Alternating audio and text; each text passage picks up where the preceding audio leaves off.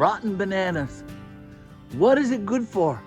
Absolutely nothing. Wrong again, wrong again. Rotten bananas has lots and lots and lots of use, especially in the garden, folks. How are you this morning? And welcome to TGIF, folks. Mr. Garry here from GBL, the Old Church 5-acre homestead.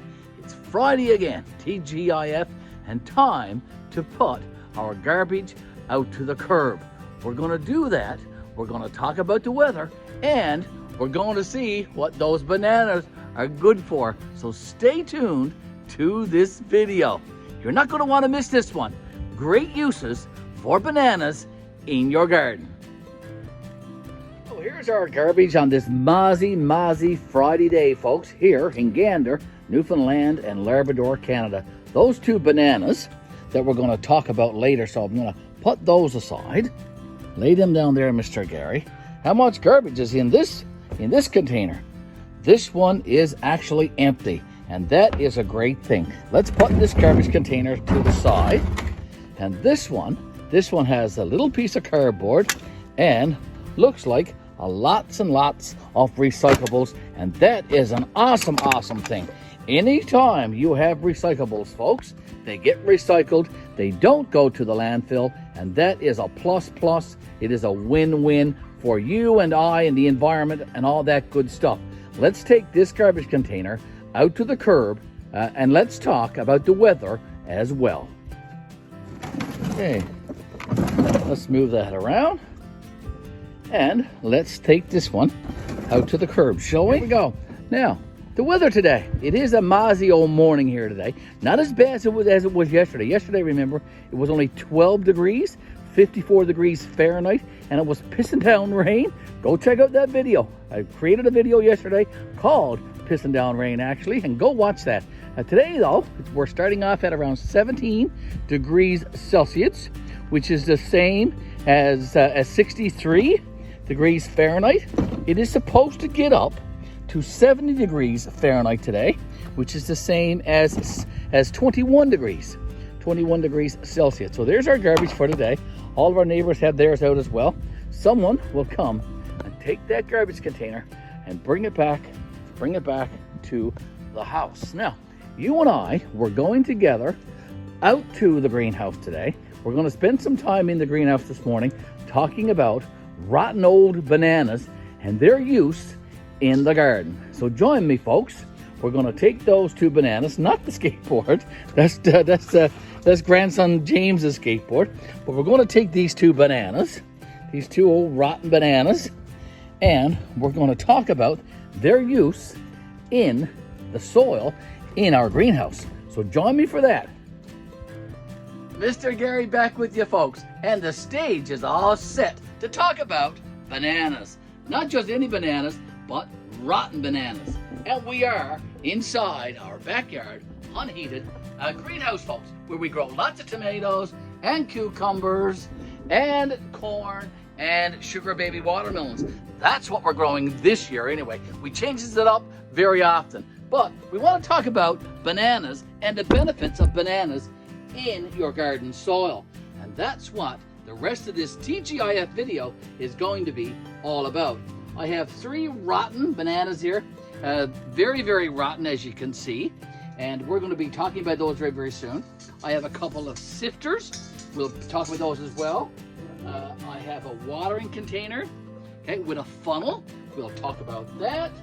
And I have a little piece of cabinet board with a paring knife and a pair of scissors that we're going to use to get at those bananas. Now, while I cut up those bananas, we'll have a little chat. I'm going to get at this really rotten one first and do this one.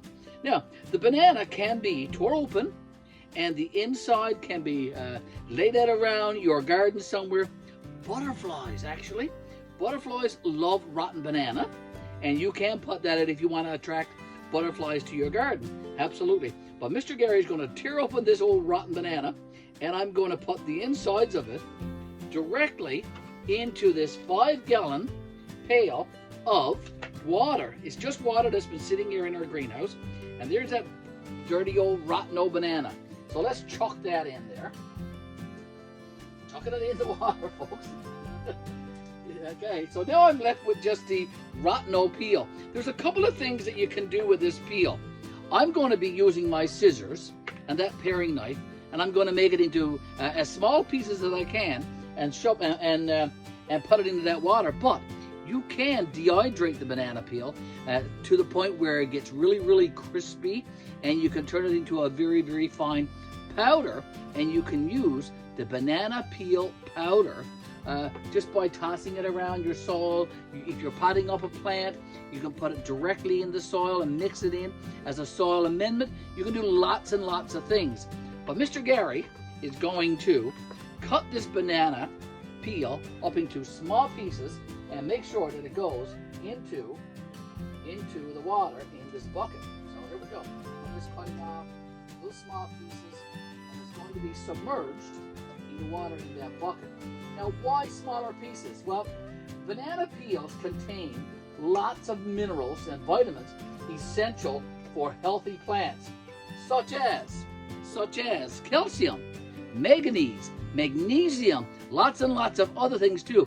But they are actually very, very rich in potassium.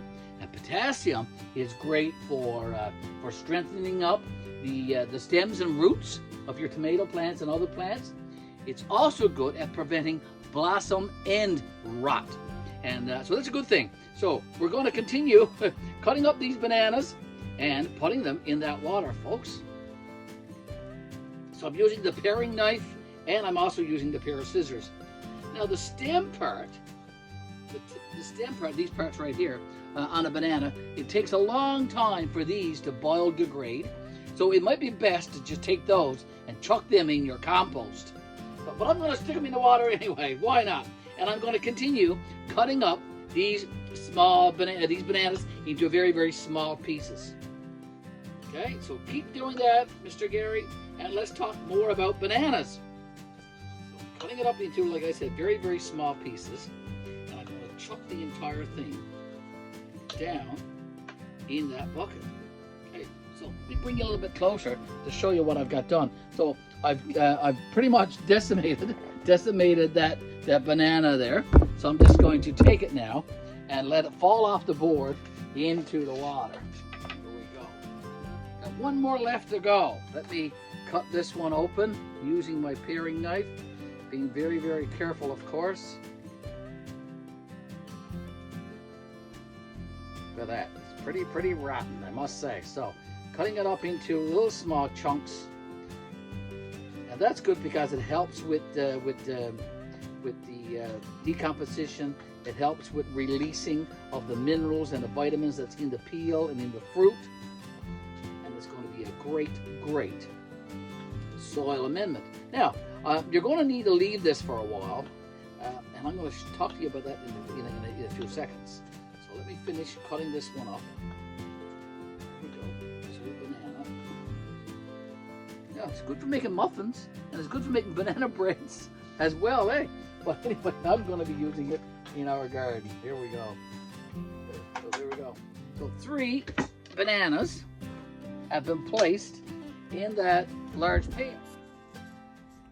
I'm guessing you are curious as to how long the banana has to stay in this pail before you can use it as a soil amendment in your garden.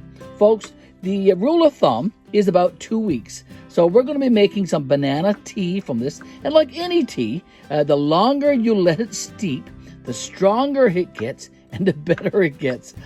So what we're going to do is, as I just said, we're going to leave it in that pail for about 2 weeks.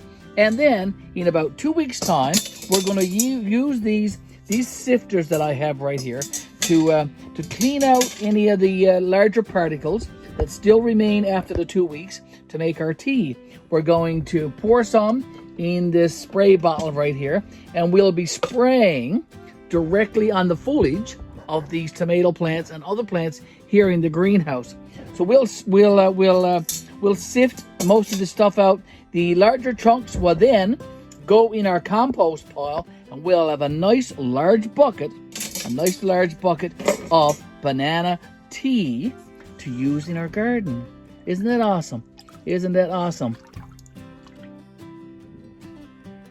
Most of the banana pieces, folks, have settled to the bottom of the pail. This large 5-gallon pail. There's a few chunks there, so I'm just breaking them up against the side of the bucket, and hopefully they'll all settle down in the bottom as well and dissolve over the next couple of weeks, so we can make some banana tea for our plants. Here we go. Yeah, I'm going to keep at that off camera, of course. And I want to say now, though, thank you for watching our latest TGIF video. We appreciate you stopping by our YouTube channel. We appreciate all the likes, all the watches, all the comments, all the shares, and of course, we very much appreciate you subscribing to our YouTube channel. Mr. Garry here saying so long, ladies and gentlemen, and we'll see you in our next video. Bye for now. Have a blessed weekend and enjoy the coming week. Okay, I'm going to continue breaking up that banana.